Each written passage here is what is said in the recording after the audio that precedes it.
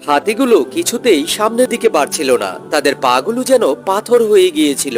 তখন আব্রাহা ও তার সৈন্যরা একটু চালাকি করেছিল, জোর করে হাতিগুলোর মুখ অন্যদিকে ঘুরিয়ে দেয় এবং হাতিগুলোকে ভালো ভালো খাবার খেতে দেয়, আর সেই খাবার ছড়িয়ে দেয় কাবাঘরের সামনের দিকে, যেন হাতিগুলো খাবার খাওয়ার জন্য কাবাঘরের দিকে এগিয়ে যেতে থাকে।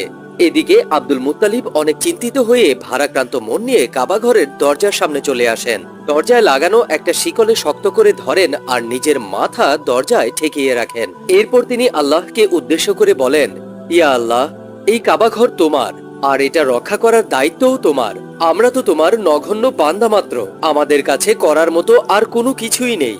এই ঘর এখন তুমিই রক্ষা করো। কথাগুলো বলতে বলতে তিনি কান্না করছিলেন, আর এমন সময় তিনি আকাশে একটা শব্দ শুনতে পান। কি হয়েছে সেটা বোঝার জন্য তিনি ধীরে ধীরে সামনে এগিয়ে আসেন। যখনই আকাশের দিকে তাকালেন তখনই তিনি দেখতে পান